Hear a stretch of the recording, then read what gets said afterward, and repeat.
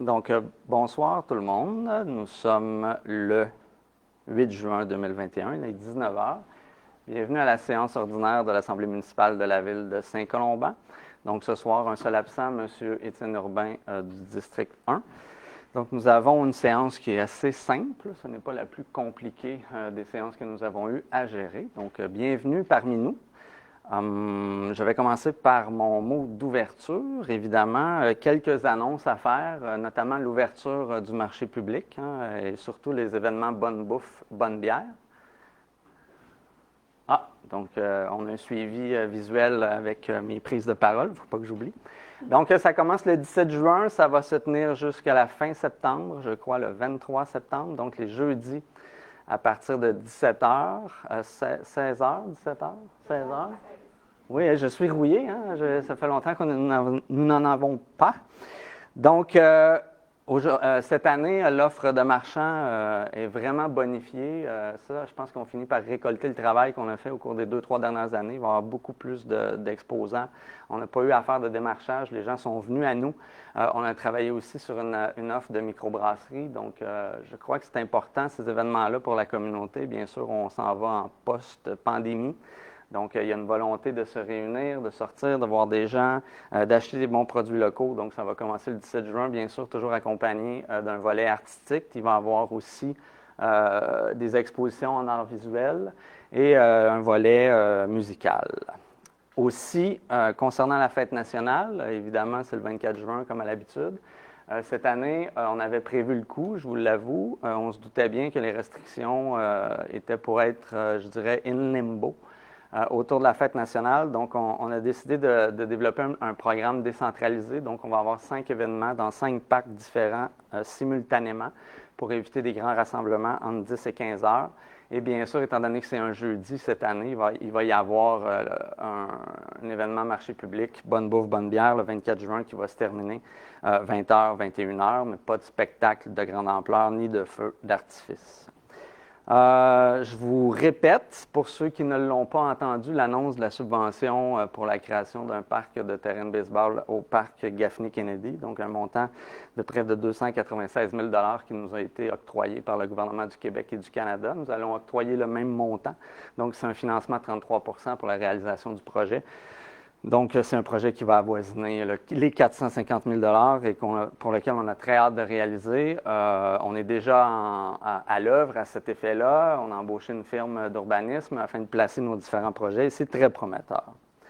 Je veux aussi annoncer l'ouverture du terrain de volleyball au Parc La Rochelle, volleyball de plage, évidemment. Donc, pour ceux qui ont envie de s'immiscer ou avoir une immersion. Bien sûr, il manque la mer, mais nous aurons au moins le sable et le volleyball de plage.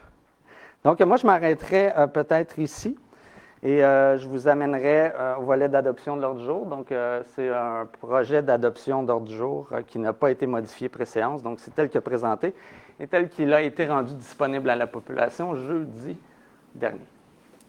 Christian Wilson, je propose l'ordre du jour. Merci beaucoup. Donc, en suivi, le suivi, c'est toujours les questions qui ont été posées à la séance précédente et qui n'auraient pas pu être répondues, soit par manque d'information ou par des questions qui méritaient un plus grand approfondissement, méritaient d'être approfondies, pardonnez-moi. Donc, il y avait 2 questions qui se rejoignaient, celle de M. Marc Potvin et de M. Michel Drouin, là, qui concernaient les pancartes des noms de rue. Bien, à la séance dernière, j'ai présumé que le problème venait de la signalétique avec tout le travail de développement. On m'a corrigé immédiatement après la séance et le lendemain matin. Donc, les travaux publics avaient déjà reçu les pancartes et ils étaient dans le processus là, pour les installer. Donc, ça vient et j'espère aussi qu'on corrigera celles qui ont déjà été apposées pour lesquelles l'écriture est trop petite. Donc, c'était le seul suivi. Ça nous amène à la période d'intervention réservée aux élus. On va commencer par le district 2, Mme Christiane Wilson, s'il vous plaît. Donc, bonjour tout le monde. L'été à ses portes, les vacances aussi, plusieurs événements qui vont se produire dans les prochains jours. Donc, ce vendredi 18 juin, nous aurons... non, vendredi prochain. Oui, vendredi prochain, 18 juin, on commence nos cinéparcs en plein air. Donc, premier cinéparc en plein air sera Raya et le Dernier Dragon. un film que mes enfants ont vraiment apprécié. Donc, ça devrait intéresser les vôtres. C'est au Parc Félan, en face de la mairie, et ça commence avec la noirceur, donc vers 8 heures habituellement, là. 8 heures, 8h30, donc avec la noirceur. Apportez popcorn, chaises couvertes et chasse moustique. J'ai fait la découverte l'année passée. Apportez votre chasse moustique, c'est toujours intéressant. Par la suite, animation dans les parcs avec la bibliothèque aussi qui recommence, toujours intéressant pour les jeunes.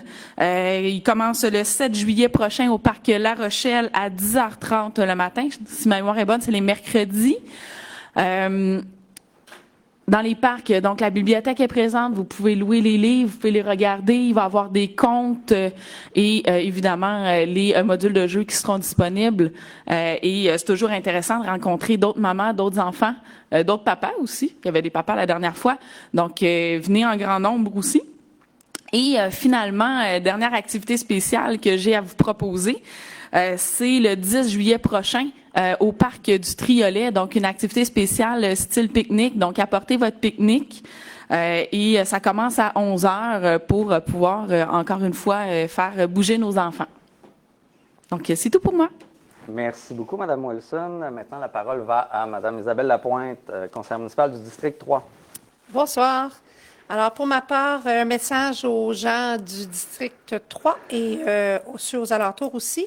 Jeudi, cette semaine, jeudi le 10 juin, le pont Canuta sur la montée Saint-Rémy sera fermé pour des petites inspections qui doivent être faites sur le pont. Donc, entre 10 et 15 heures, prenez note que le pont sera complètement fermé à la circulation ce jeudi. Ensuite, vendredi, le lendemain, donc le 11 juin, collecte de sang des pompiers au centre récréatif. Par contre, il n'y a plus de place pour donner son nom pour aller donner du sang, mais nous avons besoin de bénévoles. Donc, si vous avez le goût de venir donner de votre temps généreusement pour aider à regarnir les banques de sang, vous devez contacter la personne en charge chez les pompiers, parce que c'est la collecte de sang des pompiers, donc Monsieur Sylvain Labonté. Le numéro de téléphone, c'est celui de la ville, le 450-436-1453, et le poste de Monsieur Labonté est le 6259.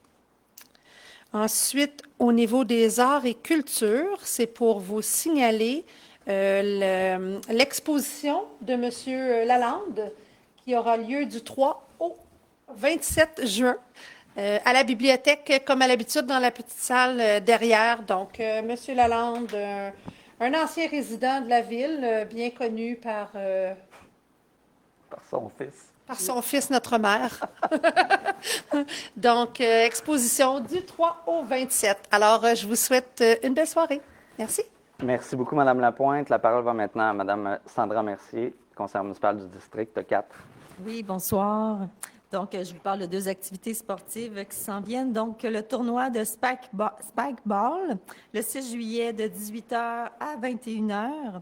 Donc, il va y avoir 3 catégories pour les ados de 12 à 17 ans, les adultes 18 ans et plus participatifs et compétitifs. Ensuite, et c'est gratuit. L'inscription suivra sous peu, là, ça va être à M. Charles Contant. Puis aussi, il y a le pickleball. On a des terrains juste ici à la patinoire du Parc Félan. Le lignage est tout fait là, par les gens de la ville. Donc, ça s'est déjà débuté à partir du 1er juin déjà, les mardis et jeudis de 18h à 21h.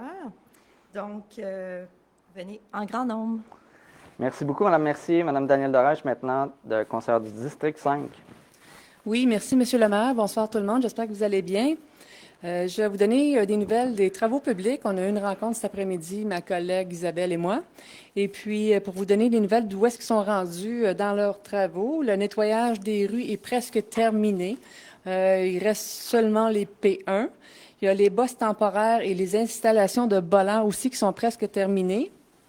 Il y a le marquage qui va être terminé d'ici le 24 juin. Ça prend à peu près entre 4 et 5 jours pour faire le marquage. Et les bosses permanentes aussi vont être installées d'ici le 24 juin. Voilà. Merci. Merci beaucoup, Mme Dorèche. Maintenant, M. Beauséjour, district 6.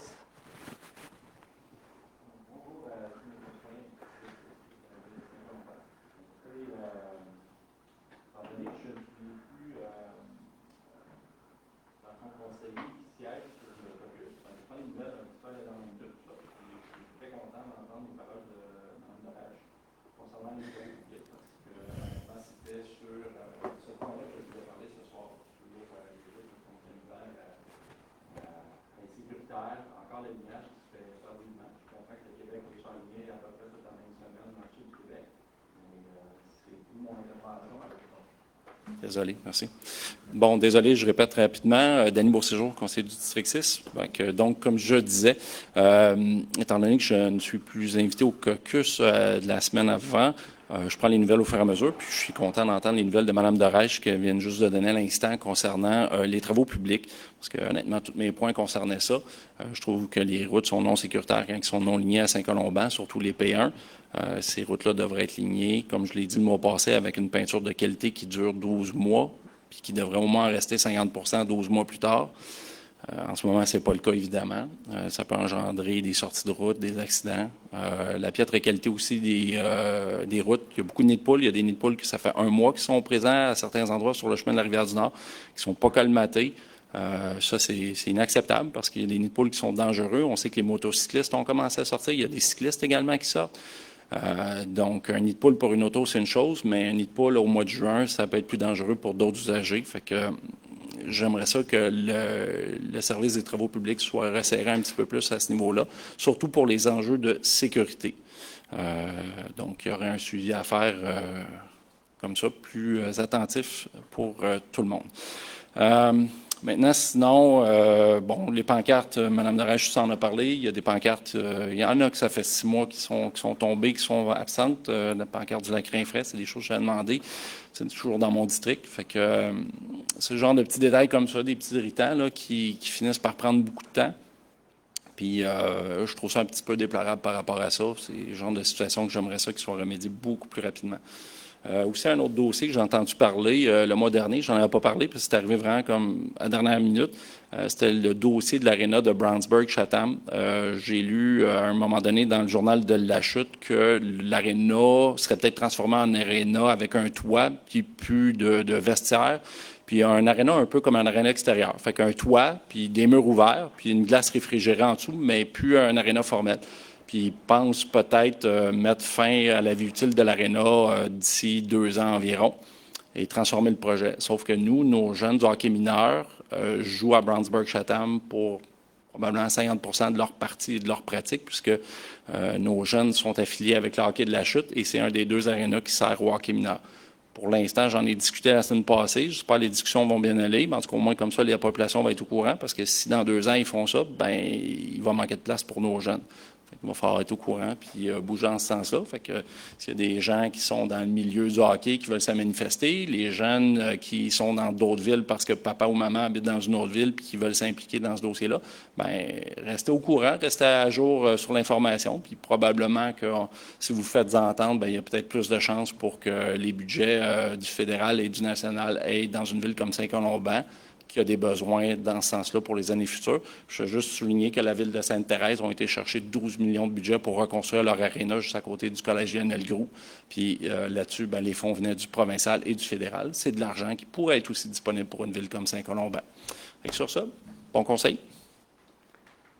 Merci beaucoup.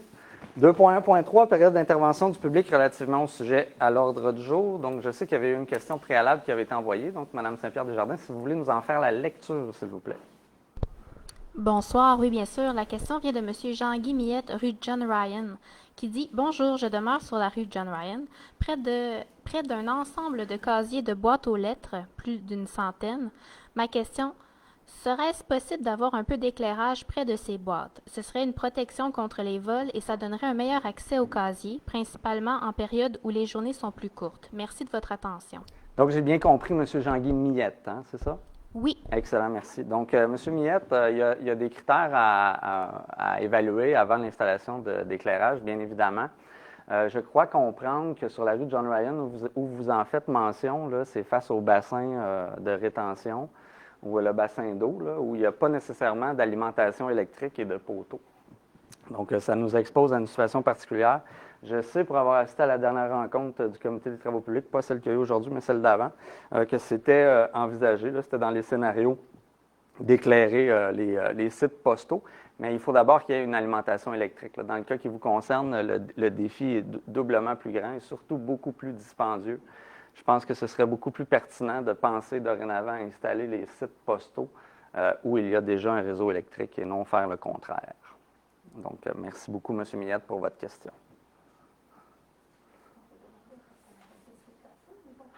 Ça, c'est Poste Canada. Ouais. Ça peut être un dossier. Donc, Mme Lapointe me demandait si c'était possible de déménager le site au niveau des postes, au niveau des boîtes postales. Donc, ça appartient à Poste Canada, puis c'est souvent établi dans les protocoles d'entente. Là. Rien n'est impossible, mais ça concerne Poste Canada, qui est un organisme fédéral. Rien n'est impossible, mais plus c'est loin du municipal, plus c'est compliqué pour avoir, dans le passé, eu à avoir affaire avec Poste Canada. Ça peut être complexe, mais rien n'est impossible. Juste une petite intervention. Si jamais, peut-être aussi de regarder au niveau de la ville des panneaux solaires, ça pourrait être bien pour éclairer, parce qu'on s'entend que les gens ne vont pas relever leur courrier à 2 heures du matin. Fait qu'on a besoin d'un éclairage seulement en soirée, durant la période de retour du travail, durant l'hiver. Fait que peut-être qu'un éclairage solaire pourrait faire avec une alimentation, je veux dire, solaire. Puis, comme sur John Ryan, il y a beaucoup d'arbres qui ont été coupés, entre autres pour la rue, mais aussi pour la ligne triphasée qui passe juste à côté. Bien, il y a un excellent ensoleillement côté sud pour l'hiver. Ça pourrait être une solution aussi envisagée plutôt que de déplacer les boîtes aux lettres. 2.1.4, rapport du maire sur la situation financière. Donc, considérant les dispositions de l'article 105.2.2 de la loi sur les cités et villes, le maire procède au dépôt de son rapport portant sur les faits saillants du rapport financier du rapport du vérificateur externe pour l'année financière 2020. Donc, il est proposé de diffuser, tel que prévu l'article 105.2.2 de la loi sur les cités et villes, le rapport du maire pour consultation sur le site Internet de la Ville et d'accepter le dépôt du rapport du maire portant sur les faits saillants du rapport financier et le rapport du vérificateur externe pour l'année financière 2020. Donc, je vais vous en faire la lecture parce que je pense qu'il y a des belles choses à dire là-dedans. Donc, selon les dispositions de l'article précédemment nommé, vous recevez aujourd'hui le rapport de la situation financière de la Ville. Il faut ainsi voir cette version comme une mise à jour de la version de décembre dernier, adaptée grâce aux états financiers déposés lors de la séance ordinaire du Conseil municipal de juin. L'objectif de ce rapport est de vous renseigner sur les états financiers de la Ville de Saint-Colomban. À la suite du dépôt du rapport financier 2020 consolidé du vérificateur externe en date du 1er juin 2021, les charges de fonctionnement de la Ville, incluant le financement à long terme des activités d'investissement et les affectations, se sont élevées à 19 524 168 $. Les revues de fonctionnement pour l'année 2020 ont été de 21 610 434 $. Donc, le rapport du vérificateur indique pour l'administration municipale un excédent de fonctionnement pour l'exercice à des fins fiscales de 2 086 266 $. Donc, la Ville de Saint-Colomban engrange un surplus, donc du montant, là, 2 086 266 $. Conformément je vais l'expliquer un peu plus loin, là, comment ça s'explique. Conformément aux dispositions de l'article 11 sur la loi sur les traitements des élus municipaux, je vous confirme que la rémunération annuelle du maire est de 41 120 $, en plus d'une allocation de dépenses de 17 044 $. La rémunération de chaque conseiller est de 15 450 $, avec une allocation de dépenses de 7 725 $. Dans les états financiers déposés, la liste de tous les élus ayant reçu un salaire et une allocation de dépenses est bien détaillée. Je tiens à profiter de ce rapport pour expliquer les écarts notables favorables et défavorables en lien avec ce qui avait été planifié lors de la présentation et l'adoption du dernier budget. L'année 2020 a été notamment caractérisée par un gel de taux de taxation résidentielle. D'entrée de jeu, la Ville ne tient pas compte dans son budget de l'impact du développement immobilier et de l'amélioration de propriété dans ses prévisions de revenus, parce que c'est difficile à prévoir. Dans une ville en croissance, ce montant devient forcément positif et génère un écart cyclique à la hausse sur les revenus projetés.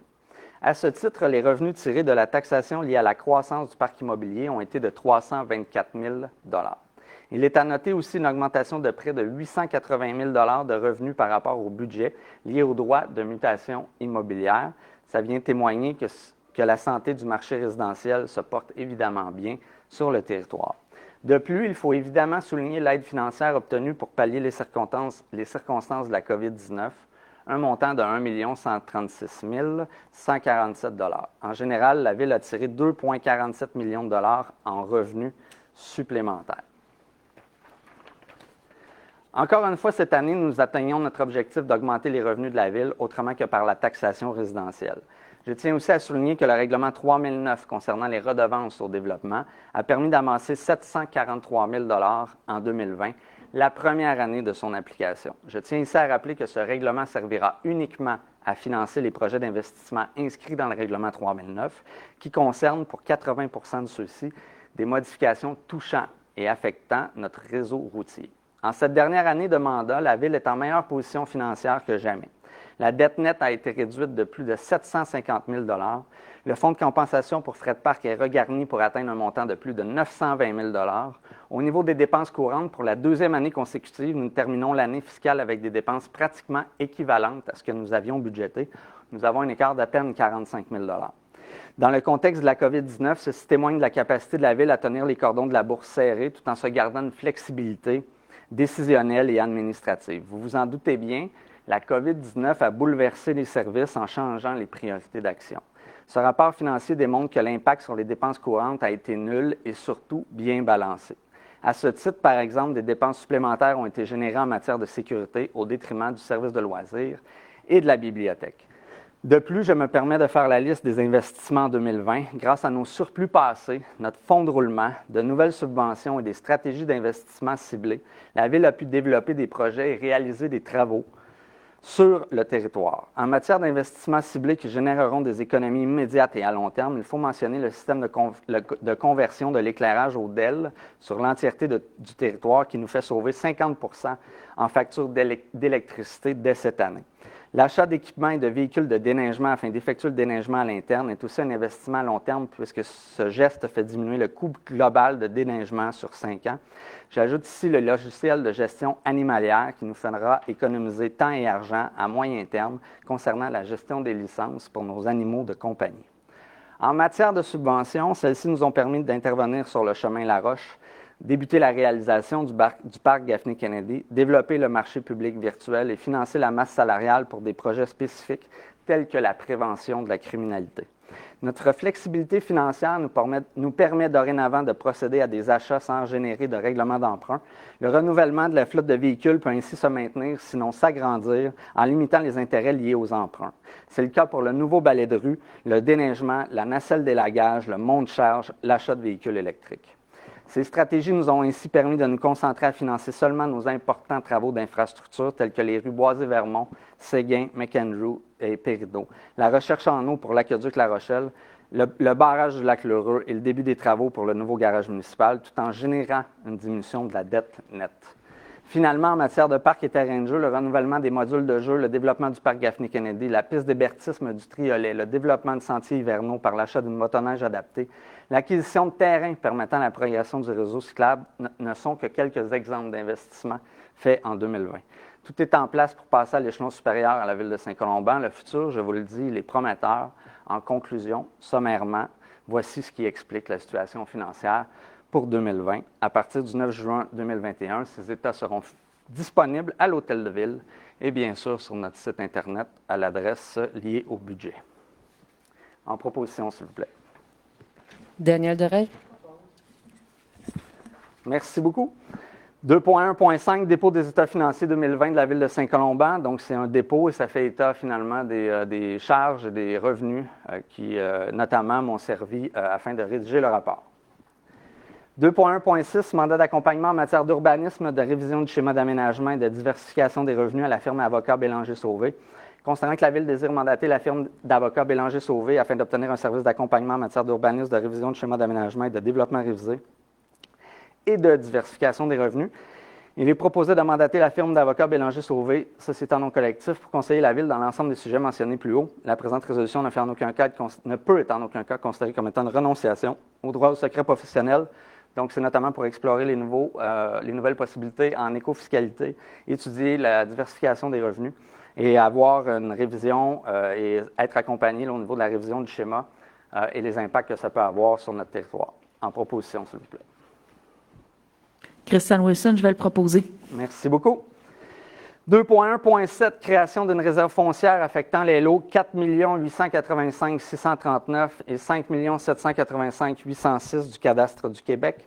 Considérant que la Ville se doit de préserver certains espaces afin de permettre la création d'infrastructures publiques, considérant que la Ville a les pouvoirs requis pour imposer une réserve pour fin publique sur des biens immobiliers en fonction des pouvoirs qui lui sont dévolus, notamment en vertu des dispositions des articles 29 à 29.4 de la Loi sur les cités et villes, ainsi que l'article 69 et suivant de la Loi sur l'expropriation.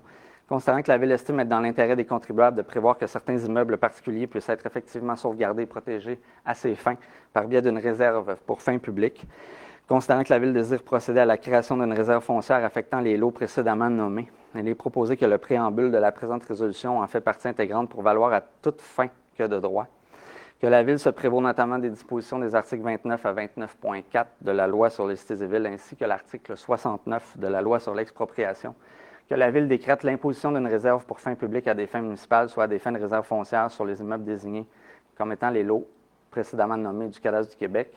Que la Ville mandate ses procureurs, DHC, avocats incorporés pour prendre les dispositions légales nécessaires à l'imposition d'une réserve pour fins publiques et entreprendre toutes les démarches appropriées pour donner plein et entier effet à la présente résolution.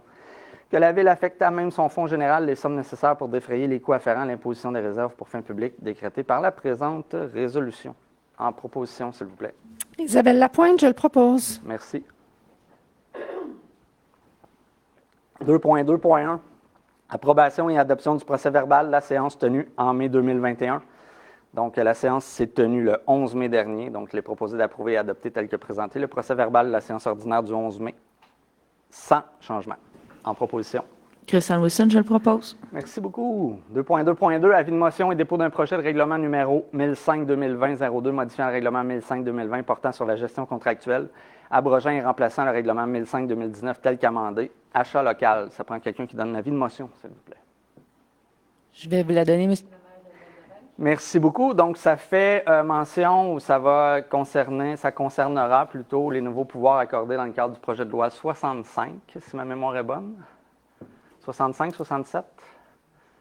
Je vais dire 65, mais pour favoriser l'achat local. Donc, il y a des mesures qui viennent spécifier les conditions pour être un fournisseur québécois et pour être un fournisseur de Saint-Colomban. Je tiens à souligner qu'on avait quand même des clauses là, favorisant l'achat local dans notre règlement de gestion contractuelle, mais là, on vient finalement mettre en œuvre les exigences qui viennent du gouvernement provincial. 2.2.3, autorisation de signature d'une entente de service pour la disposition de biens excédentaires avec le Centre d'acquisition gouvernementale.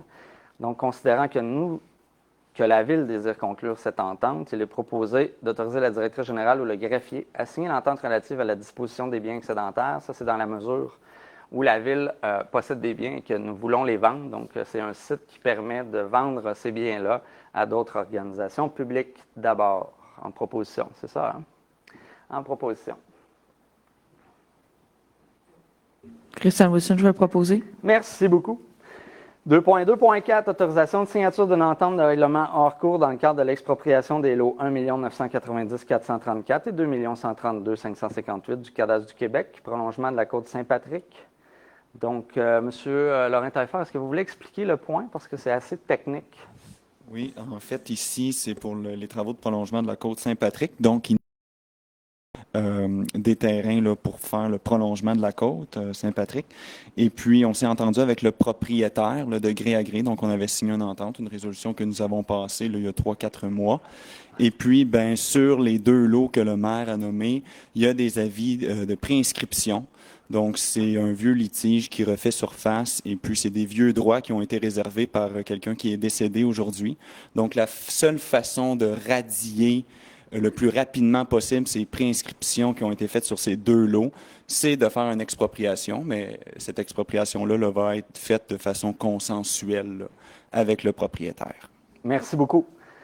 Donc, considérant que la Ville doit minimalement verser à titre d'indemnité provisionnelle la somme de 70 $ pour chacun des lots expropriés conformément à l'article 53.11 de la Loi sur l'expropriation, considérant que la Ville et l'exproprié souhaitent convenir des modalités d'un règlement hors cours, il est proposé d'autoriser la directrice générale ou le greffier à signer le règlement hors cours dans le cadre de l'expropriation des lots 1 990 434 et 2 132 558 du Cadastre du Québec, prolongement de la côte Saint-Patrick, ainsi que tout autre document à cet effet. En proposition, s'il vous plaît. Sandra Mercier, je le propose. Merci beaucoup. 2.2.5, autorisation au greffier d'émettre une attestation de non-objection à la délivrance d'une autorisation par le ministre de l'Environnement et de la lutte contre les changements climatiques en vertu du 3e paragraphe du 1er alinéa de l'article 22 de la Loi sur la qualité de l'environnement. Réaménagement de l'intersection chemin Rivière-du-Nord et montée de l'Église. Considérant que le ministère des Transports du Québec souhaite procéder au réaménagement de la dite intersection, considérant que la Ville ne s'objecte pas à la délivrance, j'espère, ça fait 13 ans qu'on l'attend, à la délivrance par le ministre de l'Environnement et de la lutte contre les changements climatiques de l'autorisation ministérielle exigée par le 3e paragraphe du premier alinéa de l'article 22 de la Loi sur la qualité de l'environnement, au ministre des Transports du Québec quant à son projet de réaménagement de l'intersection de la montée de l'Église et du chemin de la Rivière-du-Nord dans la ville de Saint-Colomban à être aménagé sur les immeubles désignés au plan AA-8808-154-17-0067-3B 3 et AA 88-154-17-0067-2C3, fait par François Dané, arpenteur géomètre. Considérant que le certificat d'attestation ne soustrait pas le MTQ à l'obligation de respecter tous les règlements municipaux applicables à son projet afin d'en assurer sa conformité. Considérant que le certificat d'attestation ne constitue pas une garantie de conformité du projet à l'égard des normes du ministère de l'Environnement et de la lutte contre les changements climatiques ni aux règlements municipaux de la Ville, il est proposé d'autoriser le greffier ou, en son absence, la greffière adjointe à délivrer au nom de la Ville un certificat d'attestation de non-objection à la délivrance d'une autorisation par le MEL en vertu de l'article 22 de la Loi sur la qualité de l'environnement, paragraphe 3, alinéa 1, dans le cadre du projet précédemment mentionné. En proposition, s'il vous plaît. Isabelle Lapointe, je le propose avec plaisir. Merci beaucoup. 2.2.6, mandat à la firme d'avocats Bélanger-Sauvé dans le cadre du dossier de l'immeuble immatriculé 5261-25-65-72, le dossier CMQ-7773-001, LSTP. Le LSTP, la signification, est-ce que vous connaissez ça, chers employés? Non? La loi sous taxation publique? Non, on n'est pas là? OK. Considérant que la Ville désire mandater son procureur afin d'obtenir une opinion juridique relativement au dossier de l'immeuble immatriculé précédemment nommé, il est proposé de mandater la firme Bélanger-Sauvé pour conseiller la Ville et pour entreprendre toutes les procédures requises relativement au sujet ci-avant mentionné. La présente résolution ne peut être en aucun cas considérée comme étant une renonciation au droit au secret professionnel. Donc, nous faisons face à une demande d'exemption de taxes et ça se fait devant la CMQ. Donc, étant donné que nous sommes mis en cause indirectement, donc l'idée, c'est de mandater un avocat qui va représenter nos intérêts. Et ça concerne une propriété sur le chemin de la Rivière-du-Nord à l'ouest de la Montrie-Brisebois. En proposition, s'il vous plaît. Isabelle Lapointe, je le propose. Merci beaucoup. 2.3.1, dépôt du rapport des dépenses et des paiements autorisés pour la période du 1er au 31 mai 2020. Donc, ça représente des montants de 559 884,68 $, en référence au chèque numéro 29875 à 29922. C'est effectué en vertu du règlement numéro 1018-2020. C'est un dépôt. 2.3.2, approbation de la liste des comptes à payer et autorisation de paiement. Donc, il est proposé d'approuver la liste des comptes à payer au montant de 868 832,77 $ en référence au chèque numéro 29923 à 30064 et d'autoriser la trésorière ou, en son absence, la trésorière adjointe à en effectuer les paiements. En proposition, s'il vous plaît. Daniel Dorèche, je propose. Merci beaucoup, Mme Dorèche. 2.3.3, programme d'aide à l'entretien du réseau routier local. Considérant que le ministère des Transports du Québec a versé une compensation de 58 329 $ pour l'entretien du réseau routier local pour l'année civile 2020.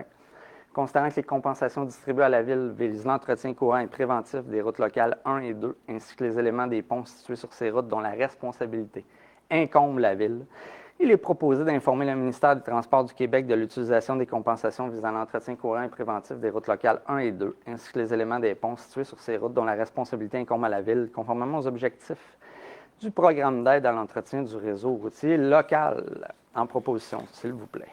Daniel Dorèche, je propose. Merci. 2.4.1, c'est encore une fois un dépôt, c'est celui du Service des ressources humaines pour la période du 1er au 27 mai 2020. Donc, ceci se fait conformément à l'article 33 du règlement 1018-2020 concernant la délégation de pouvoir. Donc, il y a les nombreuses embauches du camp de jour. Il y a une embauche concernant un journalier au loisir. Et il y a aussi une embauche d'un agent de la bibliothèque et de la culture à la bibliothèque. Et je tiens à souligner que c'est un homme que le service de la bibliothèque a embauché.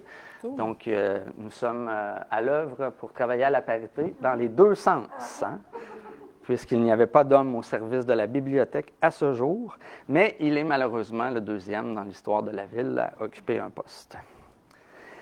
Il y a une nomination, il y a eu une démission et il y a eu une fin d'emploi pour une période de probation non concluante. 2.4.2, autorisation de procéder à la création d'un poste d'ingénieur contractuel pour une période de 6 mois, donc concernant l'envergure des projets d'infrastructure de la ville qui sont à venir. Considérant les besoins personnels au service des travaux publics, notamment en génie civil, considérant la nécessité de créer un poste d'ingénieur contractuel, poste d'employé cadre, il est proposé d'autoriser la directrice des ressources humaines à créer un poste d'ingénieur contractuel pour une période de 6 mois à temps plein, poste d'employé cadre. Donc, comme vous le savez, il va y avoir des projets multiples qui s'en viennent, notamment financés en partie par le règlement sur les redevances. Il y a toute la modification du secteur de la Montée-Saint-Nicolas, Montée-Filion à travailler. Il y a le prolongement où il y a le bouclage des différentes sections de la rue de l'Accueil. Il y a le prolongement de Saint-Patrick. Il y a beaucoup de travaux qui s'en viennent. Il y a le garage municipal aussi. Donc, on recourait à des firmes privées. On allait à l'externe. Donc, on considère que d'embaucher à l'interne et de garder l'expertise, c'est une bonne solution. Puis, on commence à mettre en œuvre des démarches pour prévoir les prochains mois, les prochaines années. Parce que, comme vous le savez, notre directeur général adjoint se présente en politique à la ville de Sainte-Agathe-des-Monts et nous devons tranquillement penser à sa succession. En proposition, bien sûr. Christiane Wilson, je le propose. Merci. 2.4.3, autorisation de signature de la lettre d'entente 2021-03 avec le syndicat canadien de la fonction publique, SCFP, section locale 3795.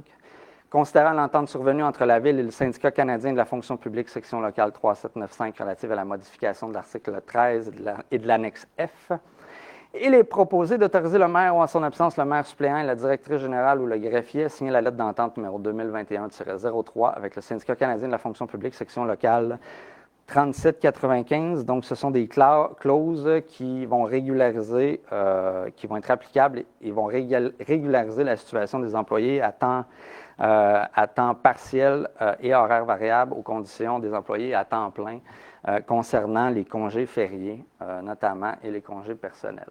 En proposition, s'il vous plaît. Isabelle Lapointe, je le propose. Merci. 2.4.4, autorisation de signature d'une entente de fin d'emploi, transaction et quittance.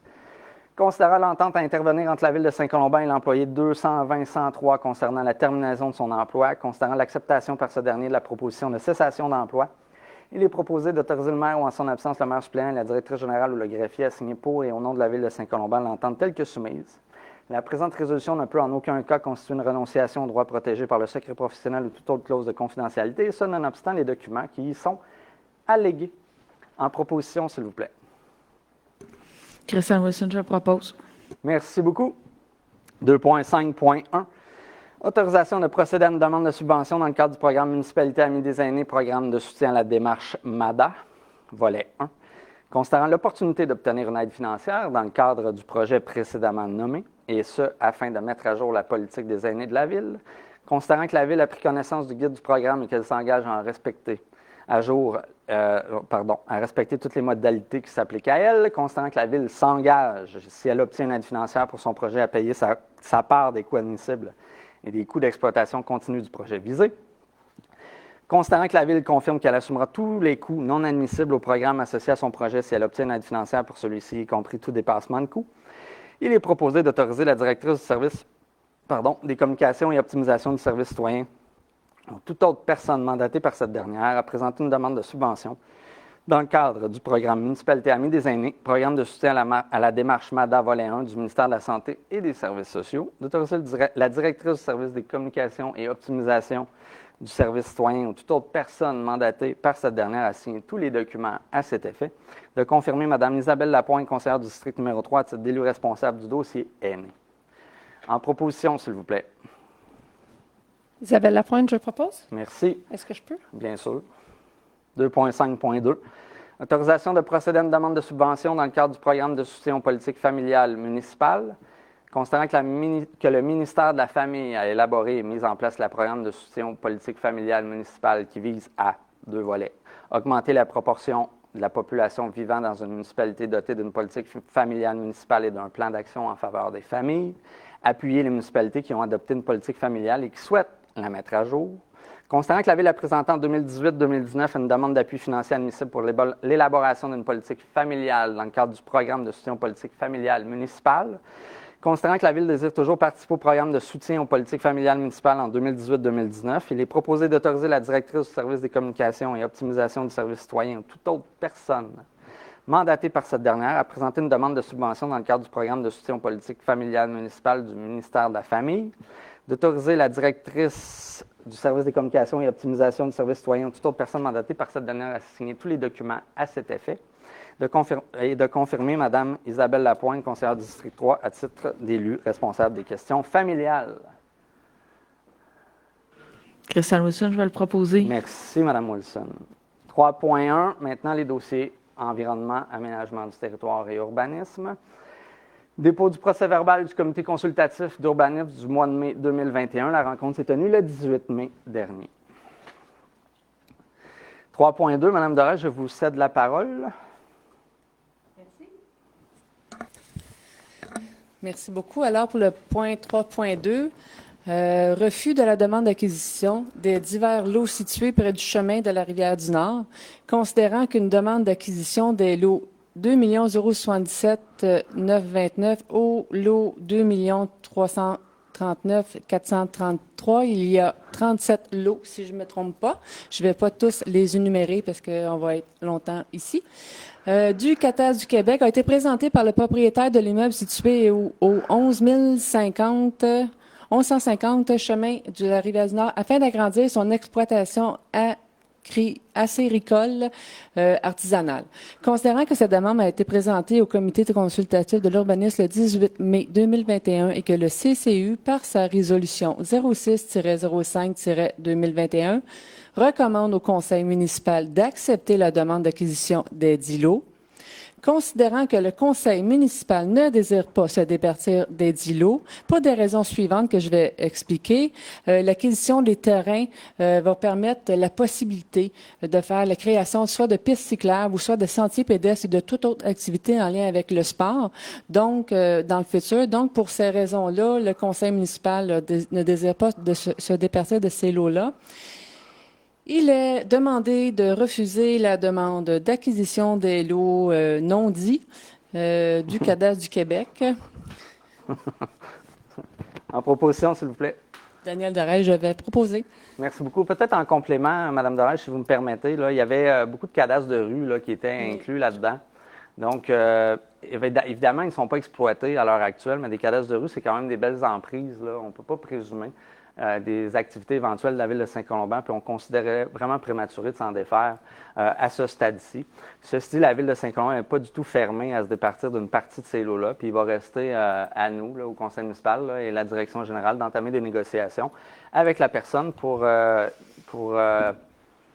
explorer là, la possibilité de faire des échanges puis d'aller consolider des choses de manière plus intéressante. 3.3. Merci. À vous encore, Mme Dorèche. D'accord. Le point 3.3, refus de la demande de vente d'une partie de l'emprise de la rue du Lac-Rainfray. Considérant qu'une demande d'acquisition pour une partie de l'emprise de la rue du Lac-Rainfray a été présentée par le propriétaire du 16 rue du Lac-Rainfray afin de régulariser l'emprise de son puits. Considérant que cette demande a été présentée au comité consultatif d'urbanisme le 18 mai 2021 et que le CCU, par sa résolution 05-05-2021, recommandait au conseil municipal de refuser la dite demande d'acquisition pour les raisons aussi simples que la Ville avait déjà émis un permis conforme à la réglementation et le citoyen, malheureusement, ou comment est-ce qu'on appelle ça? Le puits, en fait. Le puisetier n'a pas respecté l'emplacement. Éventuellement, peut-être que la Ville voudrait voudrait faire un élargissement avec cette rue-là. Puis aussi, en même temps, on veut régulariser nos lots qui sont situés sur notre territoire. Fait que pour toutes ces raisons-là, le membre du CCE ont refusé. Donc, il a demandé d'entériner la recommandation du CCE pour les mêmes motifs que ceux exprimés à la résolution 05-05-2021 du procès verbal du 18 mai 2021 du CCU. En proposition, s'il vous plaît. Juste avant la proposition, j'avais une question par rapport à ce point-là. Je voulais juste savoir, Mme Darèche, s'il y a des gens du CCU qui se sont déplacés physiquement sur le terrain du 16 rue Lacrinfray pour aller voir la situation de visu. Non, on ne s'est pas déplacé. Je ne peux pas répondre pour M. Guillaume Marasco, mais... Non, je parle des gens du CCU, là, vraiment. Non, on ne s'est pas déplacé. On avait les documents suffisants qui nous expliquaient comment la situation était. OK. Puis vous disiez dans votre argumentaire pour le refus que vous proposez, c'est concernant, dans le fond, désolé, ça va mieux parler sans masque, vous disiez que vous aviez regardé, puis vous vouliez garder peut-être la possibilité de faire un élargissement de rue sur le lac Rinfraie, c'est ça? Oui, mais le but premier, c'est qu'il y a un permis qui a été émis par la Ville. Selon des règlements, ça n'a pas été respecté. Vraiment, c'est le but premier de notre raison, de notre... La décision. De notre demande de refus. Ouais, c'est ça. Non, je connais le dossier, c'est un citoyen évidemment de mon district, fait que j'en ai entendu parler. Oui. Effectivement, le puisatier, il a mal mesuré son affaire, puis il pensait qu'il était déjà tellement loin sur le terrain de la personne qu'il s'est dit, ben, j'ai peut-être même pas besoin de mesurer, puis effectivement, il aurait dû le faire. Puis finalement, on parle de 3 pieds, mais si vous allez voir sur le terrain, vous allez voir qu'il y a à peu près probablement une quinzaine de pieds de gazon que le citoyen s'est payé en avant de ça, qu'il entretient, mais sur le terrain de la ville. Fait que dans cette portion-là du lac Rinfraie, qui correspond à des anciens lots, c'est un vieux cadastre, le lac Rinfraie, là, tout ça, ça date probablement des années 50, 60, les premiers chalets autour du lac. Fait que je dirais que c'est quand même des cadastres un peu désalignés. Puis je pense pas que le lac Rinfraie, la rue du lac Rinfraie, un jour devienne un boulevard. Puis il y aura encore en masse de place pour y passer une grosse piste cyclable, puis il restera encore, puis encore de la place, puis beaucoup de place.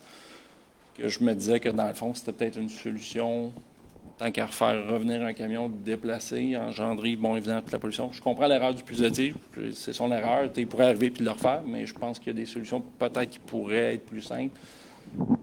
Point de vue urbanistique. Je vais... Si vous vous déplacez sur place, je pense que vous allez comprendre beaucoup de choses, puis je vous inviterai à le faire. Puis peut-être quitte à reprendre la décision le mois prochain, si 1 ou 2 ou 3 personnes, puis vous voulez en discuter en CCU, ben, je vous invite à le faire. C'est une très bonne chose d'un fois de se déplacer. Ça peut changer des décisions. Parce qu'on comprend mieux. Puis dans ce cas-là, je vous le dis, ça vaut la peine.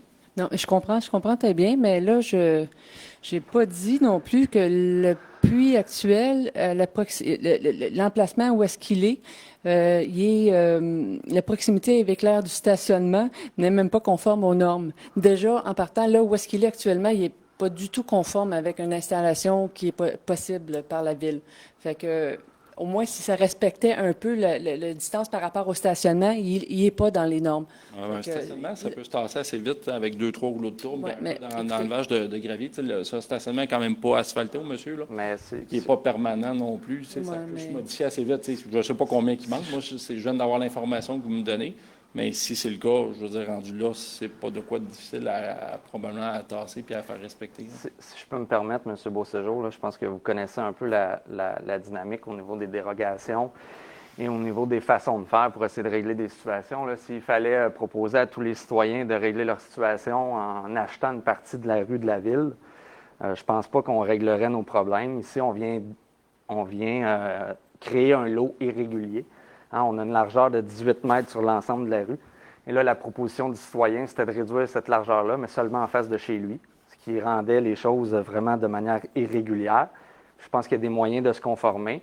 Puis quand on ne suit pas les émissions des permis et l'endroit où il faut faire les choses, bien, à quelque part, il faut en assumer les conséquences. Et ce n'est pas à la Ville à être soumise à des décisions pour réparer des erreurs, quelle que soit l'erreur ou peu importe qui a commis l'erreur.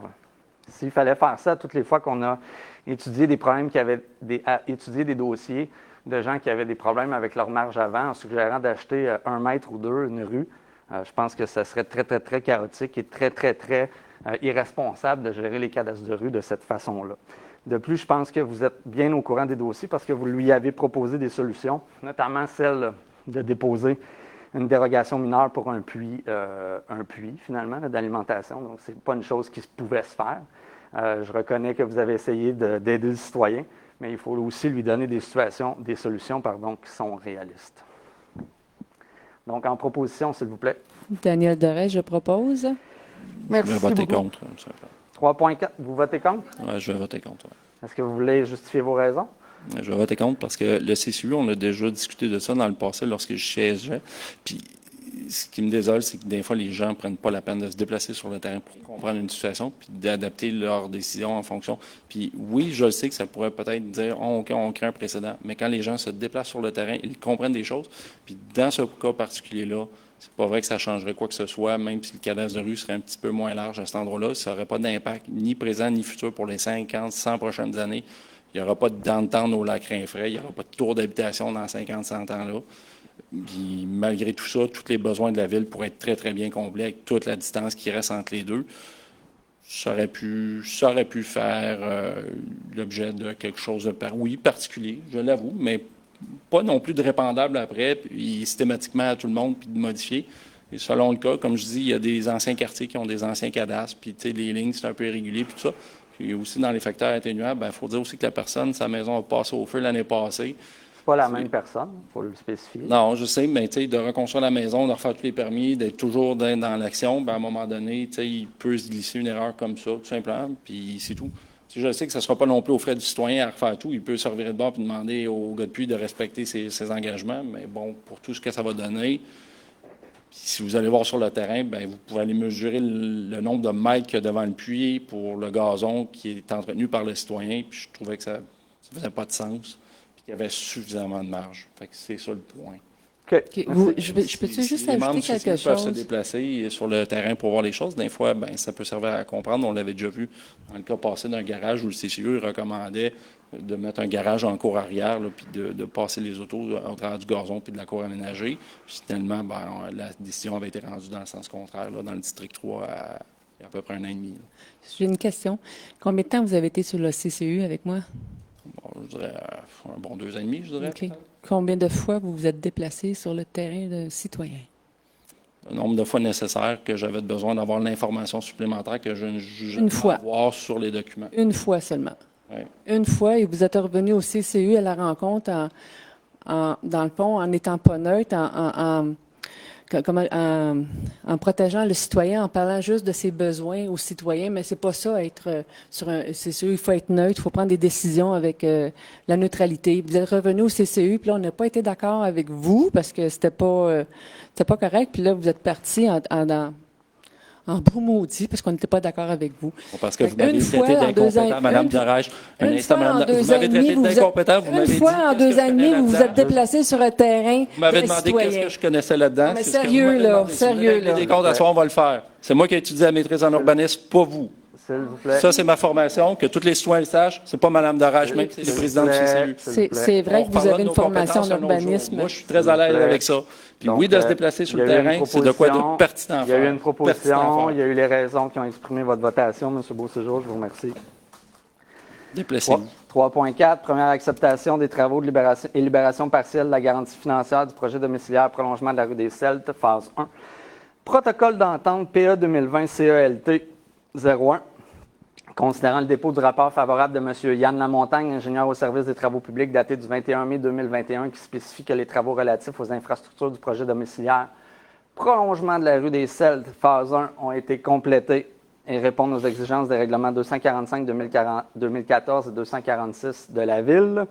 Considérant que la garantie financière initiale est de 224 585,64 $, considérant qu'il y a lieu de conserver un montant de 64 432 $ afin d'assurer des travaux de pavage, d'aménagement de sentiers, d'accotement, d'installation de bernes et d'engazonnement, considérant qu'il y a lieu de procéder à la libération d'une partie de la garantie financière, soit au montant de 160 153,64 $, il est proposé d'accepter les 10 travaux, et ce, conformément à l'article 9A du protocole d'entente intervenu entre le titulaire et la Ville, d'autoriser le maire ou en son absence le maire suppléant et la trésorière ou en son absence la trésorière adjointe à procéder à la libération d'une partie de la garantie financière, à savoir la somme de 160 153,64 $, et à signer tous les documents à cet effet. En proposition, s'il vous plaît. Sandra Mercier, je le propose. Oui, je prends Mme Mercier, étant donné que c'est priorité à son district, si vous me le permettez. 3.5, autorisation de procéder à une demande de subvention dans le cadre du programme d'amélioration de la performance 2021 de Tricentris. Considérant que la Ville de Saint-Colomban souhaite promouvoir le concept de recyclage total auprès de sa population afin d'augmenter la quantité et la qualité des matières recyclées. Considérant la possibilité d'obtenir une aide financière dans le cadre du programme d'amélioration de la performance 2021 de Tricentris. Considérant que la Ville a pris connaissance du guide du programme et qu'elle s'engage à en respecter toutes les modalités qui s'appliquent à elle. Considérant que la Ville s'engage, si elle obtient une aide financière pour son projet, à payer sa part des coûts admissibles et des coûts d'exploitation continue du projet visé. Considérant que la Ville confirme qu'elle assumera tous les coûts non admissibles au programme associé à son projet si elle obtient une aide financière pour celui-ci, y compris tout dépassement de coûts. Il est proposé d'autoriser le directeur du service d'aménagement, environnement et urbanisme ou toute autre personne mandatée par ce dernier à présenter une demande de subvention dans le cadre du programme d'amélioration de la performance 2021 de Tricentris et à signer tous les documents à cet effet. En proposition, s'il vous plaît. Christiane Wilson, je le propose. Merci beaucoup. 3.6, adoption du règlement numéro 3001-2021-13, modifiant le règlement de zonage 3001, tel qu'amendé afin de modifier les limites des zones C393 et H1 161. Considérant qu'un avis de motion a été donné le 13 avril 2021 par la conseillère du district 4, Mme Mercier, considérant l'adoption du projet de règlement, du premier projet de règlement le 13 avril 2021, considérant l'adoption du second projet de règlement le 11 mai 2021, considérant l'avis annonçant la possibilité de faire une demande de participation à un référendum publié le 18 mai 2021, considérant que la période prévue pour faire une demande d'approbation référendaire était fixée du mardi 18 au 26 mai 2021, considérant qu'au 26 mai 2021, aucune demande n'a été reçue à l'égard du second projet de règlement, considérant que le règlement a été mis à la disposition du public pour consultation dès le début de la séance sur le site Internet de la Ville, il est proposé d'adopter le règlement numéro 3001-2021-13, modifiant le règlement de zonage 3001 tel qu'amendé, afin de modifier les limites des zones C393 et H1 161. Donc, ce que ça dit, c'est que sur les territoires concernés et les zones contiguës, il n'y a eu aucune personne qui a demandé à revoir ou à suggérer finalement une demande d'approbation référendaire. C'est un résultat qui nous a étonnés et je vous remercie de la confiance que vous donnez aux membres du conseil municipal qui sont favorables à ce projet. On est convaincus que nous avons une solution à long terme. Et le résultat, finalement, témoigne de l'absence de contestation de notre projet de règlement. Je pense qu'il y a de belles choses qui sont à venir dans le futur et nous serons disposés à les mettre en application en temps venu. À ce jour, toutefois, il n'y a pas de projet ni aucune demande de projet qui a été déposée à la Ville de Saint-Colomban. En proposition, s'il vous plaît. Sandra Mercier, je le propose. Monsieur Beauséjour, je vais voter contre le projet. Vous me donnez combien de temps, Monsieur le maire, pour dire mes raisons? Vous n'êtes pas obligé de les dire, on les connaît. Non, vous les connaissez. Bon, je vais quand même les dire parce que c'est important de justifier de pourquoi on vote contre, parce que sinon, si on ne justifie pas, ben, c'est plate un peu. Bien, évidemment, pourquoi je vote contre? Parce que je vois une répétition d'histoire. Je vais essayer de faire ça court, puis résumer quand même. Là. C'est des points qui ont déjà été discutés dans les mois passés, mais honnêtement, c'est un peu une répétition des erreurs du passé. Il y a d'autres mandats avant nous, 2 mandats, 1 mandat. C'est dans la continuité des erreurs qui se font en aménagement du territoire et en urbanisme. Puis, honnêtement, c'est un règlement qui rentre dans la gorge du propriétaire qui est là.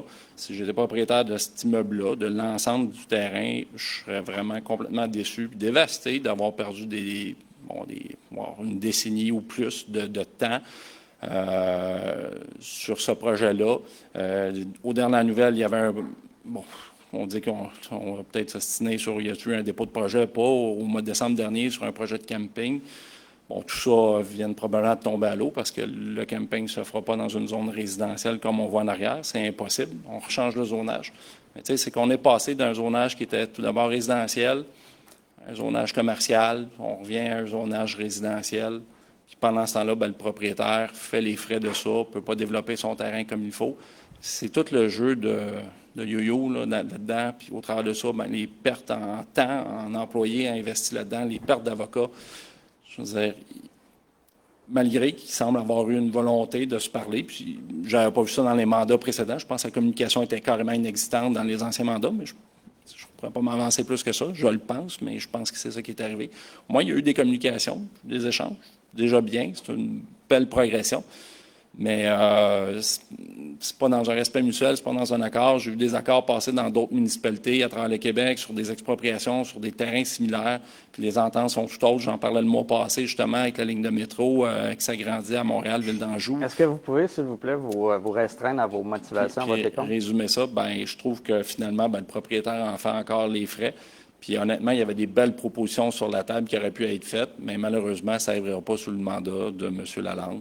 Puis honnêtement, il y a des erreurs urbanistiques qui vont être commises avec des lots de 40 000 mètres carrés. Il devrait en avoir 7 comme ça à cause de l'orientation 10. Vous irez voir ça dans la trame urbanistique de la ville de Saint-Colomban, dans un quartier où tous les terrains sont autour de 4 000 mètres carrés.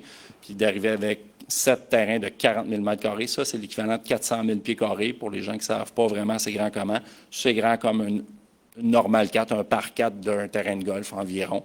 Fait que c'est quand même assez grand. Puis ça va être au cœur d'un quartier qui a déjà plein de maisons avec des plus petits terrains. Fait que je ne sais pas comment que ça va se développer dans les prochaines années. Il va y avoir cette ranch-là. De toute façon, les gens ne pourraient pas avoir d'animaux. Fait que ça va faire un clash dans la trame urbanistique. Puis ce que j'ai déjà dit à la direction, c'est que dans 20 ans, les gens vont regarder ça et vont se dire à quoi on a pensé dans ces années-là, en 2020, 2021, d'arriver puis de planifier un territoire comme ça, puis on va mettre ça sur le dos de l'orientation 10 du gouvernement du Québec. Je trouve qu'on a manqué encore une fois une très belle opportunité ici à Saint-Colomban de faire un vrai beau développement. Bon, je ne sais pas s'il y a des plans ou autres de la part de la Ville par rapport à ces terrains-là, s'il n'y aura pas des expropriations dans le futur. Je suis plus informé des plans du Conseil. Heureusement. Fait que si jamais ils ont des plans autres, c'est de l'expropriation peut-être, je sais pas, ou de quoi, mais peut-être qu'à un moment donné, ça serait ça, peut-être pour régler le dossier. Si vous voulez vraiment l'avoir le terrain, puis que la Ville est jamais sûre de quoi faire, puis ça ne rebranche pas, puis ça va en poursuite, puis que c'est plus ci, puis c'est plus ça, puis qu'on rechange, puis que finalement on y remet son zonage résidentiel, tant qu'à niaiser de même, achetez le don de terrain, puis faites donc ce que vous voulez dessus. Puis après ça, vous le zonerez. Puis quand vous comprendrez les valeurs foncières de ce que ça représente, vous allez le zoner à votre avantage, puis vous allez peut-être faire les bons moves. Je pense pas que c'est en regardant la direction générale que vous allez faire passer votre message. J'aurais pu vous regarder, mais vous êtes derrière moi, ça me ferait plaisir. C'est le conseil municipal qui décide. Mais moi, j'ai une question pour vous. Est-ce que vous savez combien de personnes s'est opposées à notre proposition de règlement? Oui, vous l'avez dit tantôt, 0. À part vous, si je comprends. Donc, même la personne que vous défendez, c'est même pas opposée à la proposition réglementaire. Non, c'est parce que je pense que M. Garot en a soupé de s'ostiner avec la Ville en cours, puis tout ça, puis de tout ce qui s'est passé dans le passé. C'est la manifestation d'un droit reconnu par la loi. Écoutez... M. Garot a décidé de ne pas le manifester. Moi, je suis content. Je pense que ça envoie un bon signe au niveau de la vision. Je pense que ça peut... On est convaincu que la proposition qu'on fait, il ne faut pas ignorer que notre seule décision, c'est un changement de zonage. Il faut, je comprends comprendre ça. Puis on agit en fonction de réglementation qu'on nous impose au niveau du ministère des Affaires municipales, présentement, du d'aménagement. Donc, je pense que vous prétendez plein de choses ici, puis vous parlez beaucoup au-dessus de votre chapeau. Il faut comprendre les rôles et les pouvoirs d'une municipalité. Il faut comprendre aussi les responsabilités d'un conseil municipal. Vous nous avez fait la preuve dans le passé que vous défendiez, vous partagiez de l'information avec le propriétaire en question. Je ne pense pas que c'est la méthode la plus prudente pour agir en tant que conseiller municipal. Puis l'illustration que l'on a aujourd'hui, c'est que même le propriétaire du terrain ne s'est pas opposé à notre proposition réglementaire. Il ne reste que vous.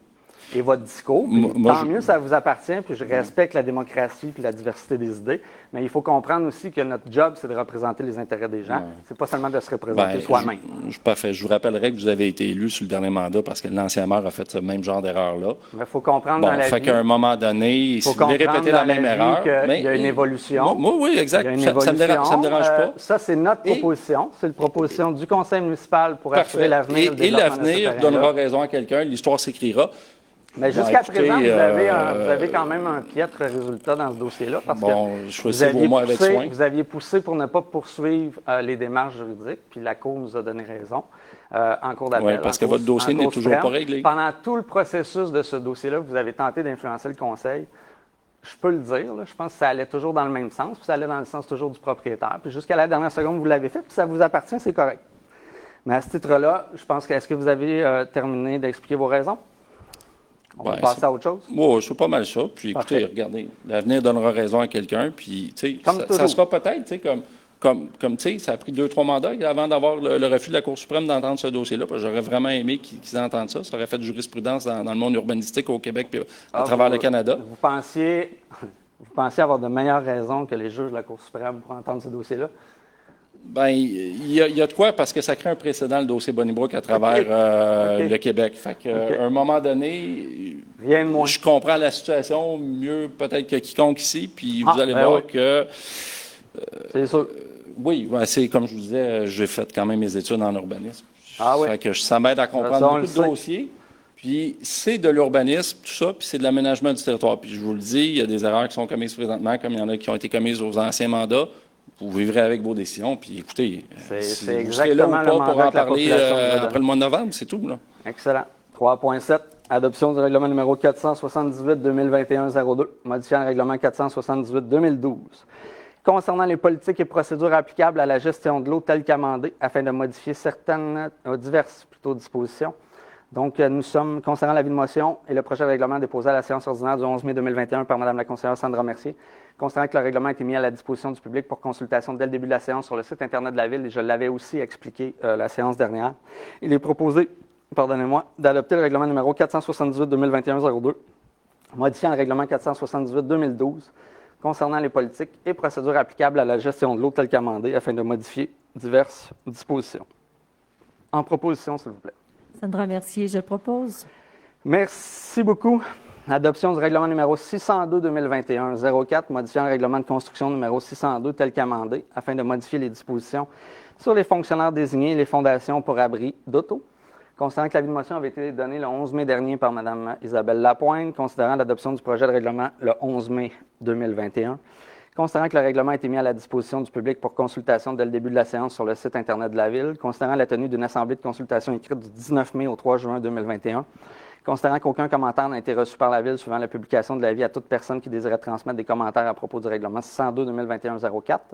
Il est proposé d'adopter le règlement 602-2021-04, modifiant le règlement de construction numéro 602 tel qu'amendé, afin de modifier les dispositions sur les fonctionnaires désignés et les fondations pour abri d'auto. C'est aussi un règlement que j'avais expliqué le mois dernier. Donc, en proposition, s'il vous plaît. Isabelle Lapointe, je le propose. Merci beaucoup. 3.9 et les points suivants, là, tous les autres points, je pense, du service d'urbanisme, là, c'est toujours pour modifier la notion de fonctionnaire désigné. Donc, c'est une exigence de la Cour municipale afin d'éviter de toujours mobiliser le directeur du service d'urbanisme à toutes les fois qu'il y a une contestation d'un constat d'infraction au niveau du service d'urbanisme. Donc, en indiquant fonctionnaire désigné, on laisse le pouvoir au directeur de déléguer un employé. Adoption du règlement numéro 468-2021-01, modifiant le règlement concernant l'utilisation des pesticides sur le territoire de la municipalité de Saint-Colomban. Donc, en proposition. Daniel Dereille, je propose. Merci. 3.10, adoption du règlement 600-2021-12, modifiant le règlement de lotissement numéro 600 tel qu'amendé, fonctionnaire désigné. Donc, en proposition, s'il vous plaît. Christiane Wilson, je propose. Merci. 3.11, adoption du règlement numéro 608-2021-03, modifiant le règlement sur les plans d'implantation et d'intégration architecturale PIIA numéro 608 tel qu'amendé, toujours les fonctionnaires désignés. En proposition, s'il vous plaît. Daniel Dereille, je propose. 3.12, adoption du règlement numéro 3001-2021-14, modifiant le règlement de zonage numéro 3001 tel qu'amendé, fonctionnaire désigné, encore une fois, en proposition. Christiane Wilson, je propose. Merci. 3.13, adoption du règlement numéro 3003-2021-05 relatif aux permis et certificats abrogeant et remplaçant le règlement 603 tel qu'amendé, toujours concernant les fonctionnaires désignés. En proposition, s'il vous plaît. Daniel Dereille, je propose. Merci. Adoption du règlement numéro 3005-2021-01, modifiant le règlement numéro 3005 relatif à la gestion des matières résiduelles. Encore le fonctionnaire désigné. En proposition. Sandra Mercier, je le propose. Merci. 4.1.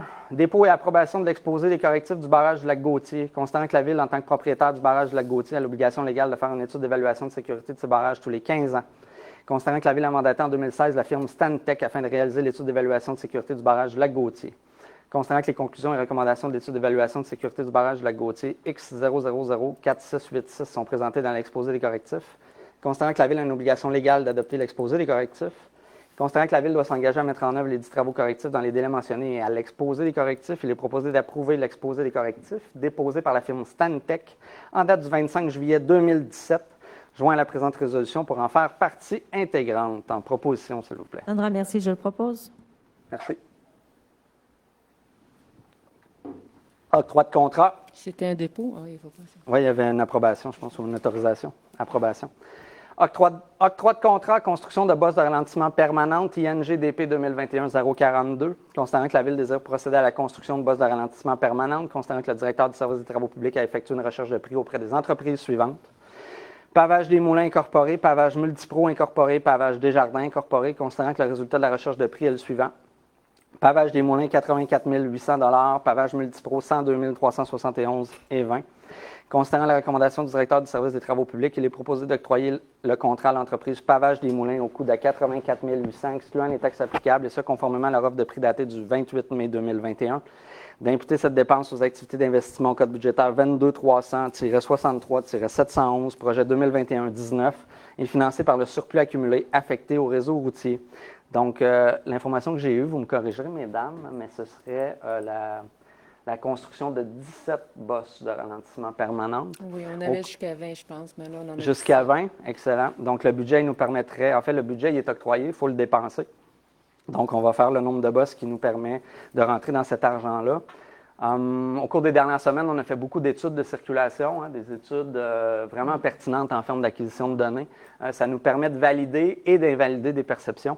Donc, suivant les études d'analyse de la situation qui se passe dans différentes rues, c'est ce qui nous a permis d'établir où seraient installées ces bosses de ralentissement permanentes-là. C'est pas parce qu'on en fait cette année qu'il n'y en aura pas l'an prochain. Ça fait 3 ans maintenant qu'on est sur le projet. J'exclus quasiment la première année où on en avait fait seulement 4. C'était des périodes test. Je pense que ça va bien. Je vous rappelle, l'objectif, c'est d'assurer une fluidité de la circulation. On construit ces bosses-là pour s'assurer de ne pas toucher à nos freins si on roule entre 30 et 35 km/h. Donc, c'est l'objectif qu'on vise. On ne veut pas que les gens freinent, on veut que les gens circulent à l'intérieur des limites de vitesse. C'est pour ça qu'on vient installer. Et c'est de cette façon-là que les spectres des bosses sont constitués. Donc, en proposition, s'il vous plaît. Isabelle Lapointe, je le propose. Merci. 5.1, adoption du plan de sécurité civile. Considérant que les municipalités locales ont, en vertu de la loi sur la sécurité civile, la responsabilité de la sécurité civile sur leur territoire. Considérant que la Ville est exposée à divers aléas d'origine naturelle et anthropique pouvant être à l'origine de sinistres. Considérant que le conseil municipal reconnaît que la Ville de Saint-Colomban peut être touchée par un sinistre en tout temps. Considérant que le conseil municipal voit l'importance de se préparer aux sinistres susceptibles de survenir sur son territoire. Considérant que cette préparation doit être maintenue opérationnelle et faire l'objet d'un suivi régulier auprès du conseil municipal.